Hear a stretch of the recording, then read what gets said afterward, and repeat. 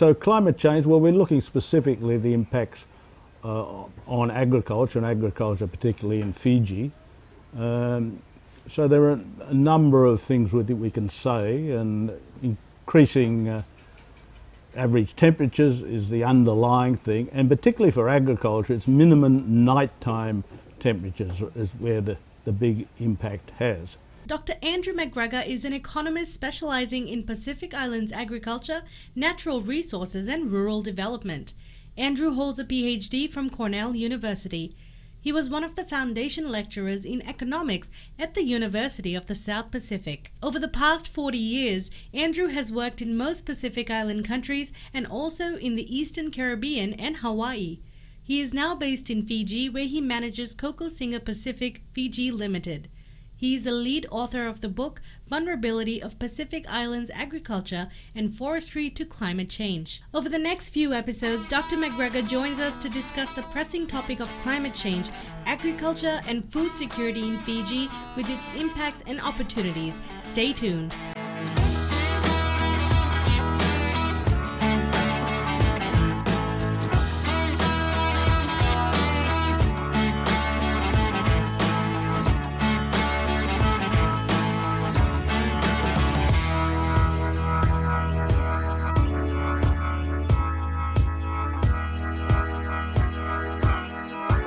Fiji and mainly parts of Vanuatu were recently impacted by tropical cyclone Yasa.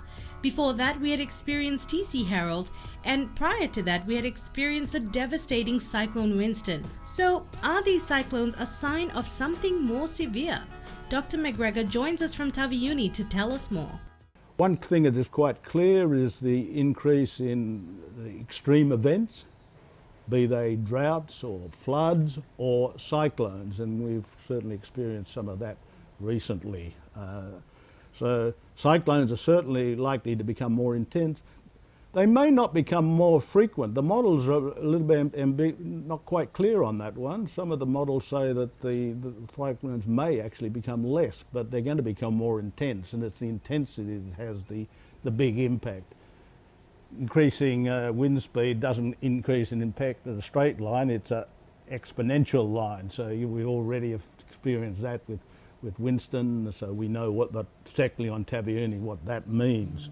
Because of the severe impact these tropical depressions can have on our crops, and especially seedlings, we paid a visit to nursery superman Sant Kumar at Bula Agro Nadi, who let us in on his not-so-little cyclone seed hack. All of Sant's nurseries are disaster mitigated.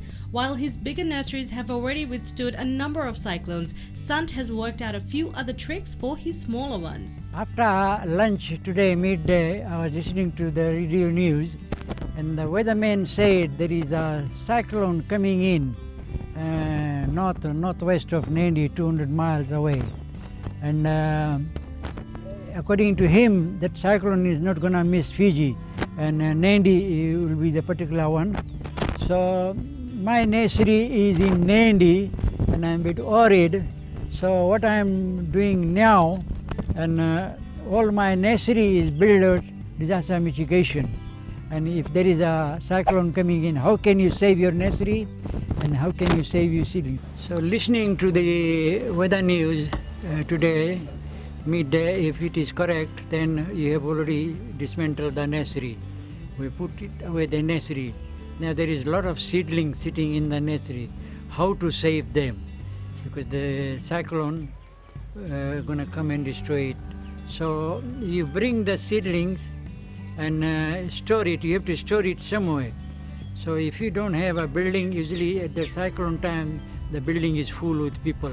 And schools are full with evacuation centers, and even church is full. So what Sant has done, Bula Agro, has designed a 20-foot container into a storage, and this is where you store. So once you have taken your nursery up, then you take the seedling. So this is the seedling. It's ready for transplanting, but the cyclone is coming. If we leave it out there, it's going to damage it. So what we do is take it to a... So this is just an ordinary 20-foot container. But what we have done is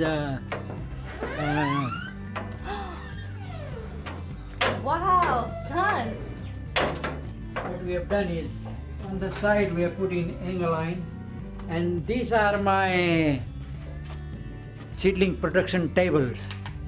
So it design and fits into a container, and so once you get your seedlings out and want to store, you just bring it down and load it here. See? Wow.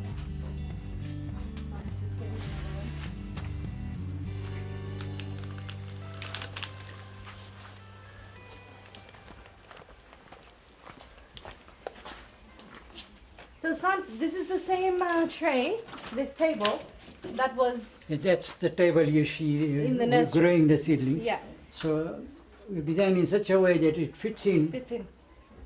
here. And adjustable as well, if in case the Yeah. plants are bigger. Plants are bigger, you just take one off. Yeah. So you Wow. can have a big or small plant, anything. And so you start loading from that end and Yeah. you come out. And this is a great way to just save your seedlings during any sort of natural disasters, right? See, natural disasters come, they destroy everything. Yeah. And when you start, it's gonna take 3-4 months to come back to this stage. So this is the way you save that 3-4 month lapse period.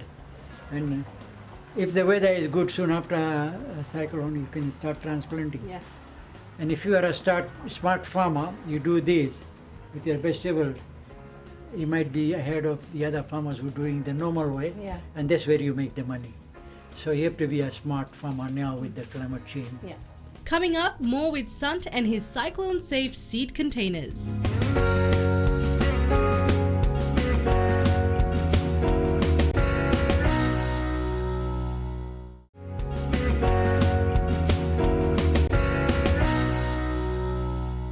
Today we're visiting Sant Kumar at Bula Agro to get in on his secret to protecting his seedlings during cyclones. Now we have loaded this, and the plants are living things, Yeah. so they'll be creating a lot of heat. So usually the cyclones are fast moving, they don't stay too long. And this is why I haven't provided any ventilation or any lighting. But should the cyclone start, it's a slow moving, decide to stay longer, Yeah. then we can modify it, put ventilation in, so take the hot air, and we can even put the light on. Yeah. If the power goes off and the solar lights, put it on, and it works. We have tested in one of the cyclone, and cyclone came in. We did this. Next morning we cleared it. Third day we were back into business. But a company next to me couldn't do anything, and I think their cost of the nursery was more than $5 million, and I think it cost them a lot to repair it, come back. Yeah. So I think the system is very simple and it's working. It's sustainable, and I think we can build it anyway. Yeah. So that's tomatoes. This is bongo chili. This is red fire chili. This is Pritham eggplant. That's kaffir lime, and that's comfort grafted seed. See, grafted citrus and mangoes and all that usually take 2 years to get them ready. Now, if it is destroyed, and it will take another 2 years, so you've lost almost 4 all years. that time, yeah. So I think this model, a lot of people within Fiji and other Pacific region have seen, and even internationally, Caribbean and other places where they're getting cyclones, and they have taken the idea, and I think they are developing their own.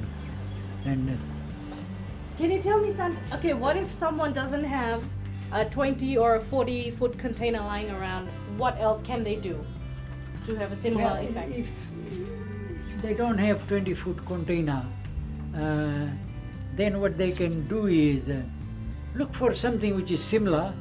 One thing comes to my mind is the reefer trucks, refrigerated trucks. Same thing, and they're supplying frozen goods. When they become obsolete and they're lying in some way, you can take them.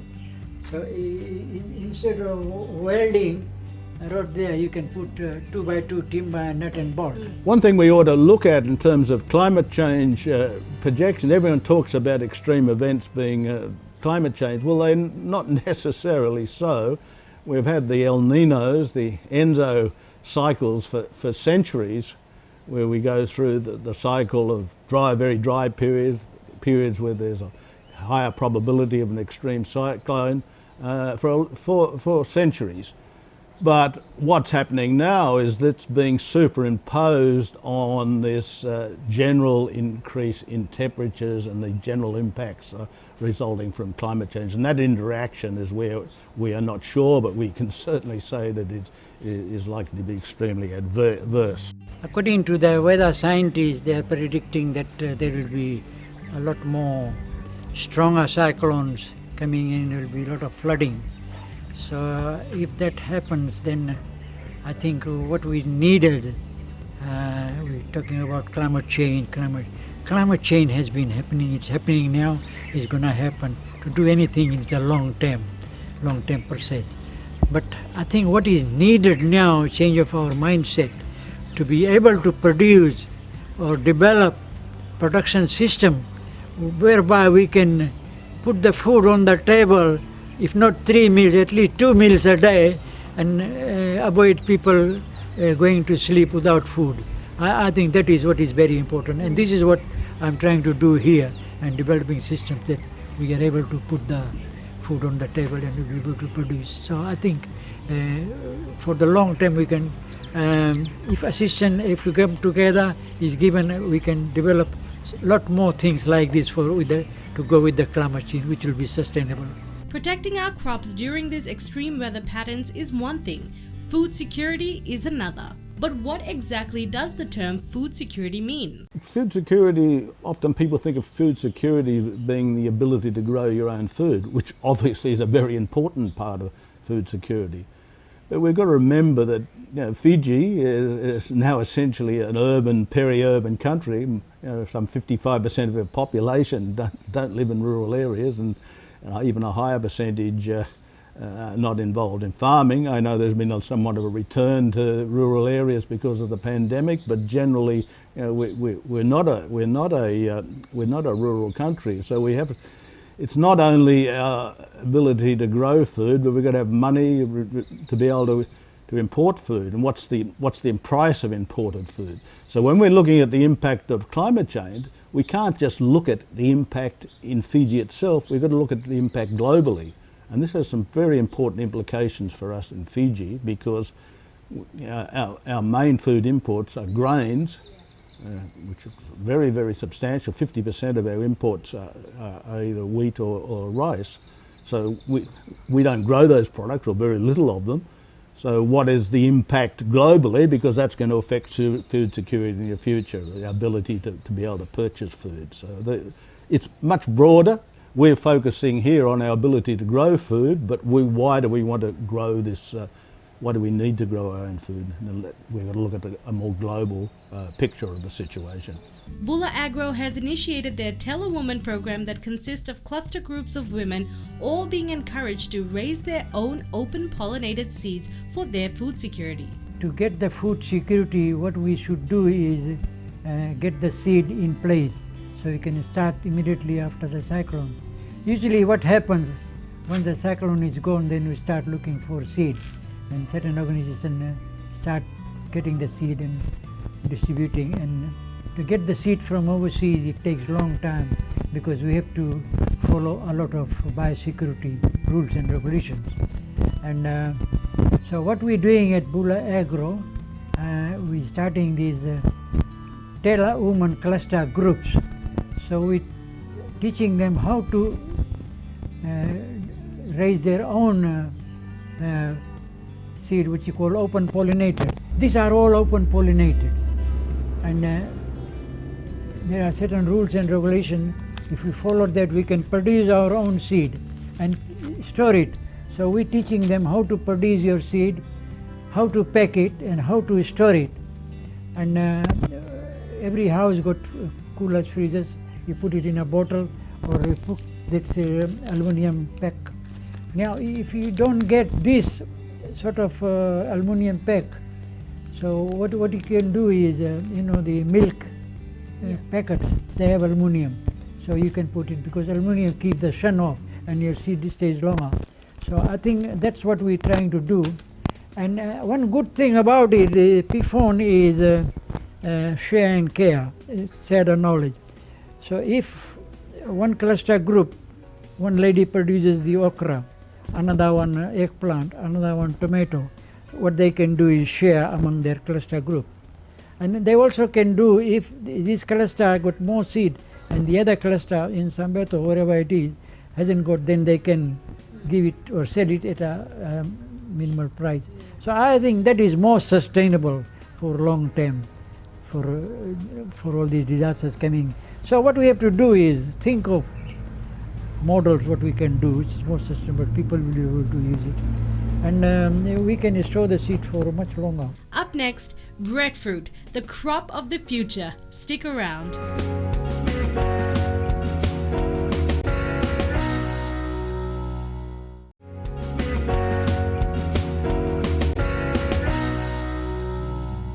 For us here in Fiji, climate change comes as a package consisting of impacts, but also, surprisingly, opportunities. The comparative advantage for us in Fiji is to shift towards traditional food staples like ndalo, cassava, kumala, and the wonder crop of the future, uto. The Pacific Island crops, if they're tubers, that means they're ndalo or tapioca or kamala. They get their nutrients from their leaves and store it in their roots, so that they can adapt to situations far better than a crop that is a grain crop. It has no ability to store, and it's more impacted by the extreme temperatures, and in particular the minimum nighttime temperatures is the one that really is having the impact. So this means that they're going to be affected, our staples, but are they going to be affected less? But we have to be growing them in a sustainable way to be able to take advantage of that opportunity. If we don't, we're going to face a very dire situation, which our imported grains have been more expensive, and we're going to be very difficult to grow our staples, and that's the big food security risk that we face. But it's all very well to say that about our traditional staples, but we have to grow them in a sustainable way. And some of our past experience has shown that that is often not done.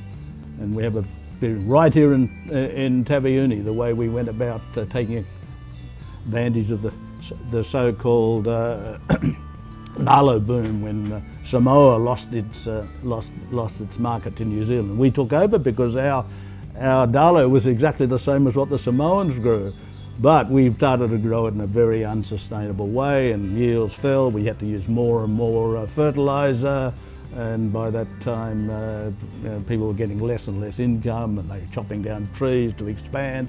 So there is an opportunity, but we have to do it sustainable, and sustainable agriculture is our best way of adapting to climate change and taking advantage of climate change. These are the advantages, if we do it properly, that we can do. And how does our wonder crop uto fit into this picture? Well, breadfruit, unlike the root crops, it gets its food from its leaves, the canopy, big leaves and the canopy, and it's quite not particularly demanding on the soil. Particularly if it's fertile soil, if the soil's been run down, well, you have to replenish the soil. But it's nowhere near as demanding on soil as grain crops. So in that sense, it's just like our Dalani Tana or the tapioca. It's very resilient. It's very tolerant of climate extremes.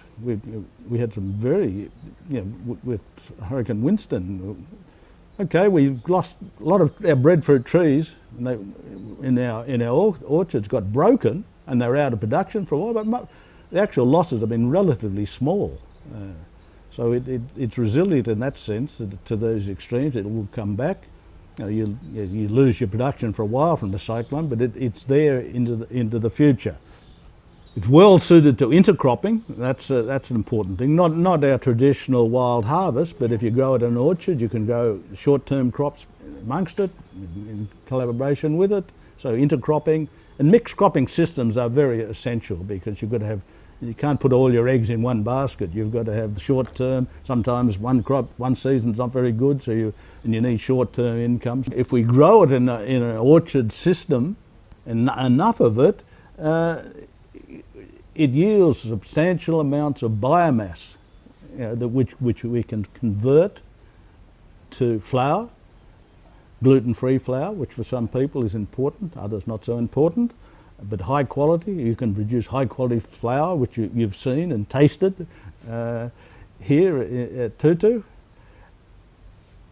And you can produce paste products, which are substitutes, so that it creates that opportunity if we do it in the scale in a way that is large enough to do. It's not our old system. Yeah, it's the old traditional, have a few breadfruit trees around the house and in the village. Yeah, good, that's useful, but it's seasonal and it's not a major, but if it's going to have a major impact, then it has to be grown as an orchard. And that's what we're trying to develop we're doing on a fairly small scale, but if we're going to have a big impact into the future, that's what is necessary.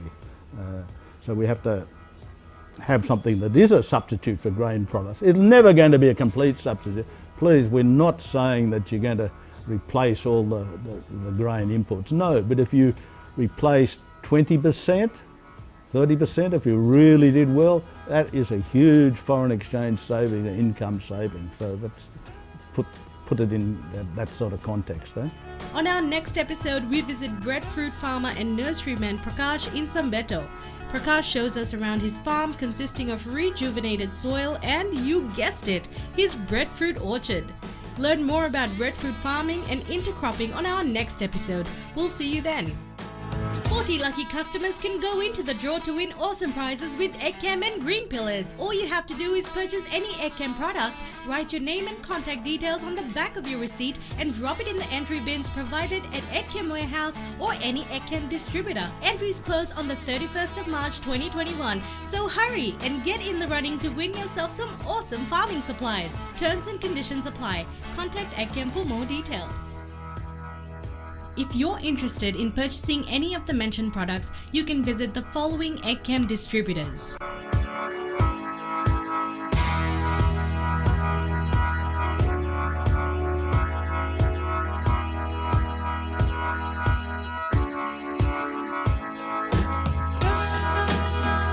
Or contact Eggcam Limited on the following numbers. You could even visit in person. They're located on Wailanda Road in Lami.